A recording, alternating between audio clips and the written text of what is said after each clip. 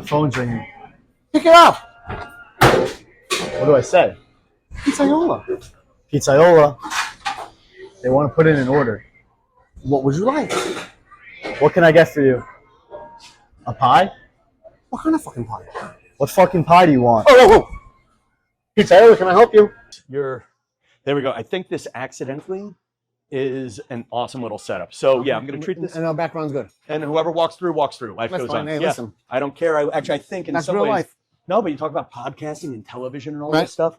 I think like people are spending all these money on home studios, but it's like, dude, you could do that on Zoom. Like that, Zoom is so 2000. Make it real. Yeah, make it real. People want real backgrounds. You know, that's why when we actually try to shoot our little videos, we actually try to do them during the day. Yeah. We don't come here early to do them. If someone walks in, they walk in. Or if someone's in the background, people want, I think They're in the people want background. friends. So I'm going to start the show like this. I'm going to monologue and treat it like it's a radio show for half an hour. 8:09. Great. We're done by 8:20. Tonight on the Tom Kelly Show, I'm here with Peter. What's your last name, Peter? Romanelli. Of Pizzaiola restaurant, North Babylon. who was introduced to me by Brittany Stigliano, that mom Brittany on Instagram. I should have gotten her in for star power You for should 10 have. seconds. We fucked that up. Want to go catch you in the parking lot? Yeah, I don't want to take this down. I do, but I don't. But it took me. We'll use your camera. We'll use your phone to take a picture of how improvised our selfie stick is. So let me monologue for 1 second. So Brittany introduced me to Peter because I was whining about the competition I am facing in the Instagram space. For 2 years, I've said, I don't want to be the Long Island comedian. I've opened for Good Morning America, The View, blah, blah, blah. I have bigger dreams. And I used to do only 1 or 2 Long Island videos a week. And now you got guys doing 5 a day. And I'm whining about it. And then I'm DMing with Brittany because she is a beautiful mom who is Instagram famous for the sake of the story. I slid into her DM. She answered. I'm like, oh, you just shared a video with someone who took 5 beats from my joke, what are the Long Island unwritten rules? And I'm not saying I invented unwritten rules. I'm not saying I invented Long Island unwritten rules, but someone else is going by. It's just like, really? Really? You're telling me I didn't have a hand in this? And whatever it is. And then she's like, Brittany's kind of like, well, I know the guy who invented buffalo chicken pizza, and he's mad about it too. And I just thought, wow, you could probably bring me back to earth. And that's why I brought Peter on the show. Do you mind starting heavy in that? Are you really the guy who invented the buffalo chicken pizza slice? It started in this store 25 years ago, actually this month, August. Okay, so that long ago. It's not like it's a recent. No, we started it. So it's not like 2001. Instagram stole. No. My ex-partner here, Tom Sexton, came in one day with this idea to do it. Let's put buffalo wings on pizza. We had a chef at the time who was very helpful with us. We make our blue cheese from scratch, our buffalo sauce from scratch, everything from scratch. Okay. Started making it, blue cheese on the bottom, the buffalo chicken pieces and cheese on top. And we're affiliated with La Piazza in Plainview. Okay. And our partner there, Louis, is a genius. Louis the best. And he came up with the idea to put the blue cheese on top. Okay. And now every place you go that sees it, it's all chicken pieces, buffalo sauce, blue cheese, mozzarella. Brooklyn might have done it back in the 80s with the fried chicken. Okay. But never like the way we see it now, and I would say the majority of the places started here. No, and I'm going to say, I'm seeing it pop up everywhere. Oh, thank you, sir. Thank you. Yeah, by the way, we're doing this live in a pizza place, and we've turned this into a maze. I'm sorry. No, but I think this is kind of crazy in that, so what I find annoying about you, so it's not you, but your partner invented it. For the sake of the story. Yes. Well, he's my ex-partner now. If he wasn't there, he would still be my partner. Okay. Yeah. Is he alive? Yes, he actually runs the La Piazza in Melville. Okay. But for the sake of the story, this is where it started. Yes. And do you feel ripped off? No. Did your partner feel ripped off? I don't think so. We shared it. We gave it to our partners. We gave it to our affiliates to use. But everybody's doing it on Long Island now, and you're not making a nickel per slice. It's not just going to your friends. Everybody's doing it. Well, listen. Someone invented pizza, too. They're not getting anything for it. That's very humble of you. Yeah, listen. But in this age of pizza being such a competitive business. It is. Okay. When you come up with something, do you get whiny? In comedy, let me tell you about comedy. Okay. In stand-up comedy, for the older comedians like me, you came up with a joke, you came up with an area of subject matter, and you didn't touch it because other guys or girls were doing it. Got it. And stealing a bit is like the equivalent of taking a poop on someone's mom. Got it. It is a very sacred thing. I think I have overreacted on a couple of things. and honestly, or I have reacted when anybody's come close. And for me, like if someone comes close to a joke I do, I get all in the pizza business. You like, you know, I feel like Pizzaiola here is kind of like the was it Marconi who invented radio before the Americans? Telephone, yes. Yeah, Marconi invented the telephone before Graham Bell. We'll argue that Tesla figured out how to harness electricity before Ben Franklin and got no credit. Does your network of pizzerias feel like the Marconi of buffalo chicken? I really don't think we do. No. You know, it's a product we made. Yeah. You know, the reason why I started thinking about it was because I saw Umberto in New Hyde Park, home of the Grandma Pizza. Yeah. And some people came at him, no, it's not. But, you know, the guy's been doing it for 60 years, and so be it. So I saw Thomas, and I asked him about it. I texted him. I said, hey, I go, how did we come up with this idea? How did you come up with this idea for the buffalo pizza? He goes, you know, from my head. I wanted to make sure maybe he saw it somewhere. He goes, no, you know, I thought of it one day. So I said to myself, you know, not many things in the pizza business you can hang your hat on. Yeah. That you did. You know, the Grandma Pizza is Umberto. I'm hard-pressed to find anyone else who made it before us well, in my grandma, this fashion. Grandma. No, made the actually, buffalo pizza. The buffalo pizza? In this fashion before us. Because I'll be honest with you, up until a month ago, I thought that was a horrible idea. Well, buffalo pizza? Oh, my God. So I had it at Giovanni's of Massapequa. Okay. And great pizza place, an Italian owner who was associated with Mama's, who opened his own place somewhere along the way. Okay. And he has the good-looking American son. The place looks like 1990. I have only been in there once or twice in 40 years just because I've never had business in that shopping center. Right. Nothing against them. I know people who love them. I saw on Instagram a gorgeous TikTok woman.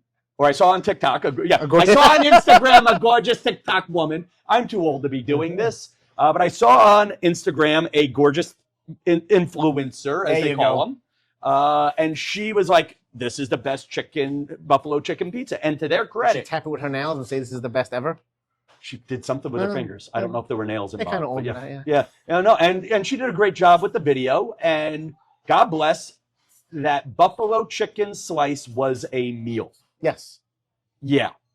Now, what is the secret to your buffalo chicken slice? I think it's the fact that we still make it the same way. We make our own buffalo barbecue sauce in house. Right. We season it. We make it from scratch. Not the buffalo and the barbecue, but the products we mix it here. We cook it here. The blue cheese we still make ourselves. Right. Mayonnaise, crumble blue cheese, Worcestershire sauce, onions, all that whisked together. And you know, we shred our own mozzarella. We make our own dough, and I think that's what makes the big difference. So, the buffalo pizza, from what I've seen recently, a lot of places will buy a pre-made buffalo sauce and just mix it with a pre-made blue cheese, fry that chicken, and mix it in there. Okay. And then put it on top of that pizza. Yeah. So you have 2 store-bought items, probably cheaper, definitely cheaper, definitely easier.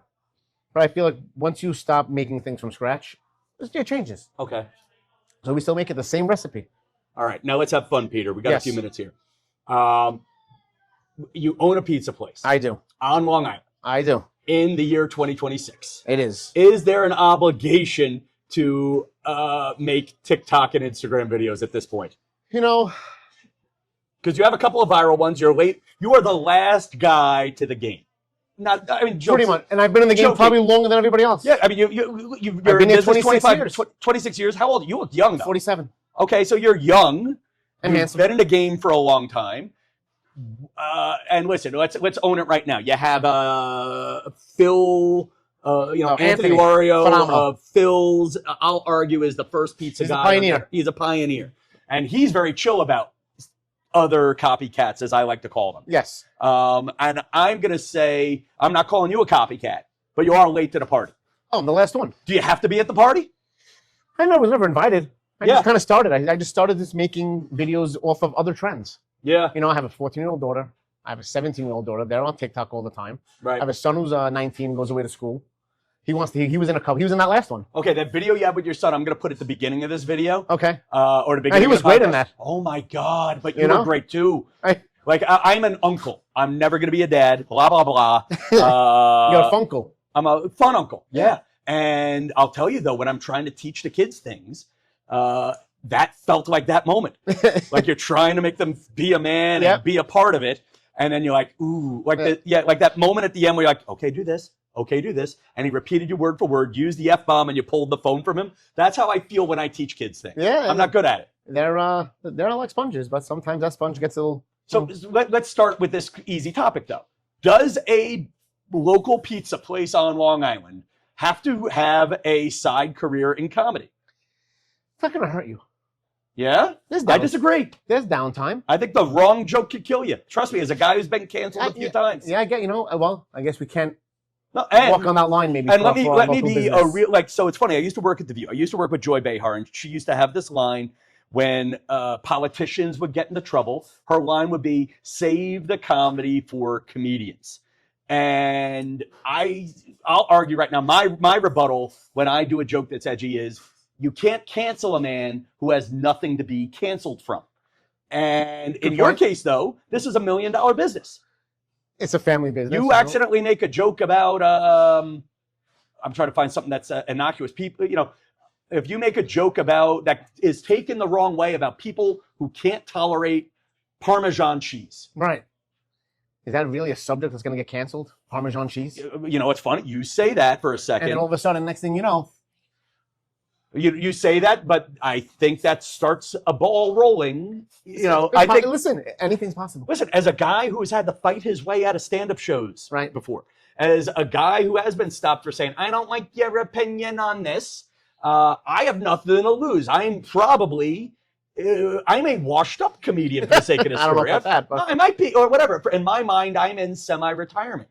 When I worked in television, like when I worked at Good Morning America full-time, I was afraid to do anything on the internet because they'd be like, Tom, if you make fun of Mariah Carey and Mariah Carey her people don't like the jokes, we can't hire you to work for Mariah Carey. Pull their money or pull their advertising, right. And at the time, I thought they were being anal, and years later, I will not name the celebrity for now in case, on the outside chance I work with them. But there was a huge celebrity that wanted to hire me.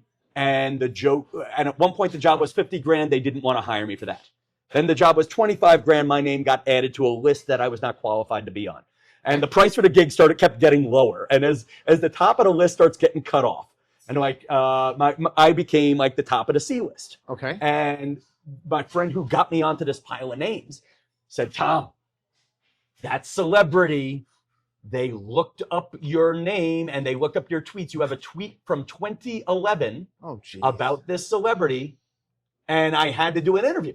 This promise I wouldn't make and for whatever trouble this celebrity's gotten into, or whatever I was joking about, this was innocuous. But they wanted to make sure I wasn't going to be a dick. Had thin skin. Or I'm going to argue these people did their homework. I actually do not begrudge this process. Okay. But I do project this onto you. If you make, you accidentally say soccer is the worst sport ever. Might have some you could alienate the soccer moms. Yep. Actually, that's a more realistic one. You make a joke about soccer moms coming in, I guess, but you don't worry about them. Or you're just going slow. I'm going slow, and I'm just doing trends that are out there already. Yeah. So I'm not coming up with much original product. Yeah. So I don't think, that was the first video we ever cursed in, was that video. Yeah, and I'm surprised it did well. Yeah. How many hits is that up to? Or Instagram has about 125,000. Perfect. TikTok has about 70,000. Yeah. Facebook about the same. Now, has any of that success led to more people coming in?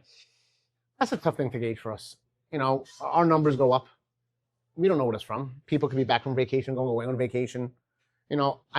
Just this weekend alone, on Friday, I booked 3 graduation parties for Saturday. I don't know if maybe they sort of reel and we pop back in their head. Maybe it keeps us, in their mind a little more, because there are so many places people get into a routine and they will forget about you. Yeah. So maybe they see it. Oh, wow, I used to go to Pizzaiola. Oh, maybe. Oh, you know what? They were good. Oh, I didn't like that guy. That's why I don't go there anymore. That's right. He reminded me why I don't go there. I wasn't always the nicest guy in the world when I was younger. Are all Long Island pizza guys assholes? All of them? No. No. But No. Why do people think a lot of pizza guys are assholes? We're short, not height-wise, but very curt when we speak. Okay. The busier we get, we're not saying please or thank you as much to our employees. Why do Long Islanders love pizza? I think you feed a family of 4 for under $25, under $30, under $20 some days. Okay. You know, you're on the run. You know, you can't get that anywhere else. I don't see where you get that any other fast food or any type of fresh prepared food anywhere. Okay. Are there too many pizza places on Long Island? Is there a saturation point? I believe so, but the stores are evolving also. You know, it was a mom and pop shop. Then, you know, our partners made the upscale pizzeria where we put a 100-person dining room, where that was unheard of with servers. You know, it used to be the plastic booths. Yeah. Now we went to decorated booths, tile floors, decor, decorators. Yeah. You know, now the next natural progression is you put bars in pizzerias. Would you? Is that something you're thinking about? We are thinking about that. I have a big area on top over there where I would nice to put a nice 30-person bar.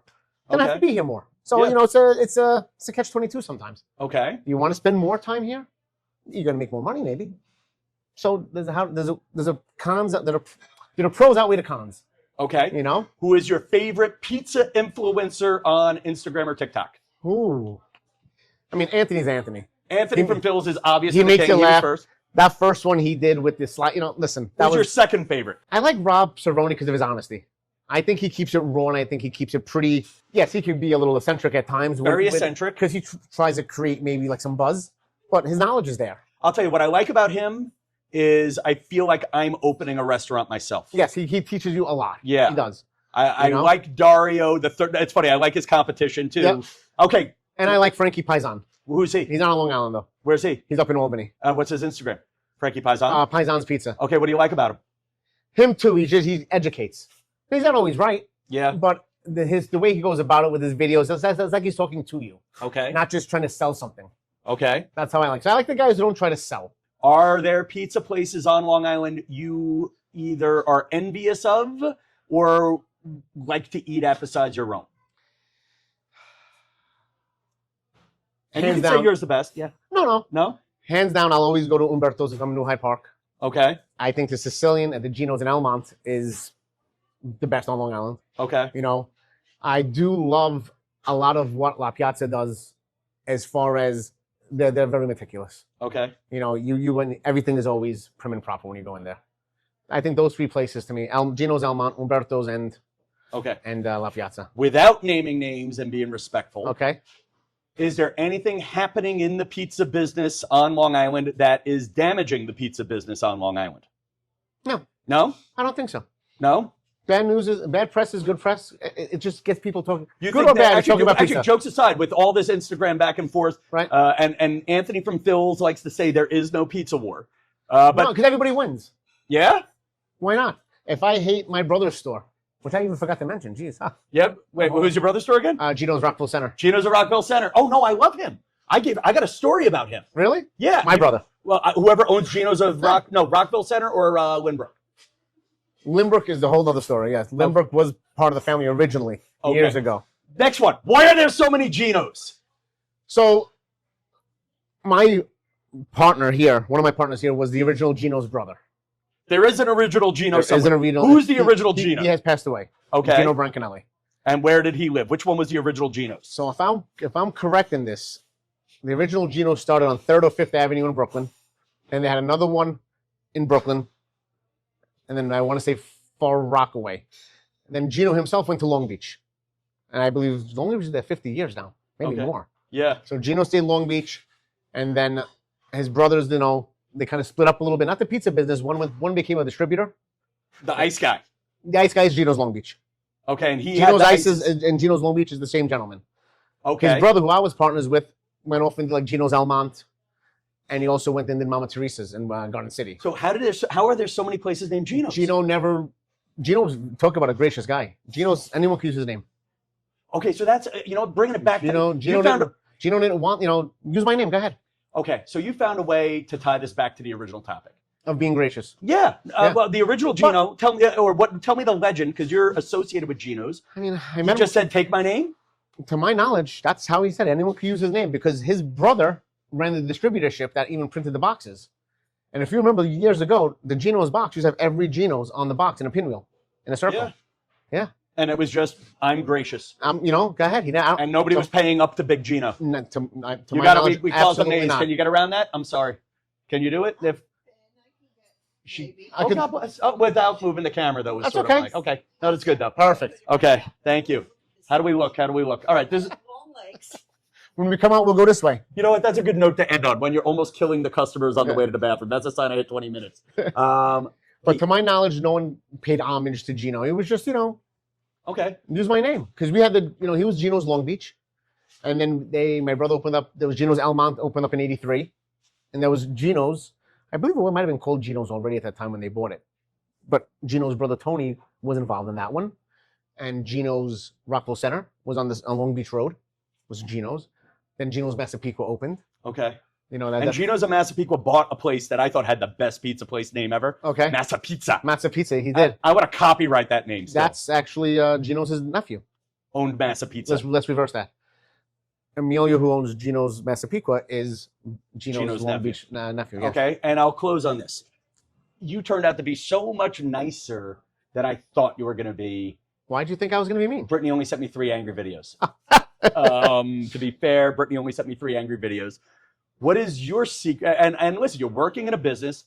It's hot. There's ovens. You're dealing with people running around. Even right now with that lady going to the bathroom. I know. She could have went this way. She could have gone this way. I know. I asked her to go this way. I know. And she moved. And you stopped me from being a dick. Yeah. Okay? But hang on. I know. I might not even be in the frame right now. Who knows? You may not be. And that's a great question. What is your secret to that charm? Because you said you used to be a dick. Before I had kids with the workers, I was definitely. So do I have to procreate? No. When it comes to customers, we do a tremendous takeout business. So I would say my mentality with customers goes back to my brother. It was probably 1995-ish. What kind of 16, 17 at the time. And in the Gino's and Rockville Center, it's on. No, go this way. This way, please. Yes, please absolutely. Do this way. Yeah. Yes. Yeah.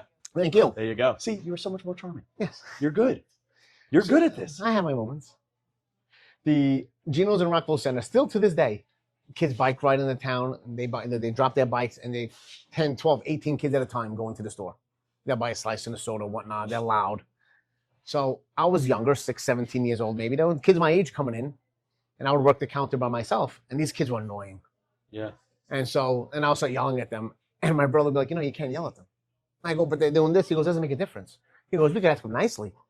I go, I don't understand. He goes, he's here now spending $1.50. He goes, his mother might order 4 times this week and spend $400. He's going to go home and tell his mother, oh, the guys at Gino's are dicks. They're yelling at me. And now, you don't know. So you don't know. We see our customers who come in. We see our customers who dine in. But believe me, we have customers that eat out of here 4 or 5 times a week that we deliver to, that they may send their kids to pick up, and we have no idea who they are. Yeah. It's not that we can't know everybody, but if we don't get a chance to see them, we don't. So again, being mean to maybe that lady who interrupted the camera. You don't know. Maybe her daughter placed one of those catering orders Saturday. I have no idea. And bringing it back to my loved one and the chicken parm. Right. 20 years later, we're not allowed to have a family dinner there. And there you go. And you know what? That is God's way. When the camera drops, that is God's way of saying stop the show. All right, folks, that's Peter. This is Pizzaiola. Listen, new podcast roughly once a week. Hit subscribe if you're on YouTube. Come to Pizzaiola. We're in Deer Park Avenue, but this is Babylon, right? This is North Babylon. This is North Babylon. Sunset City. The rich part. And until next time. Until next time, folks, good night. Yeah, we're not going to Babylon in Babylon.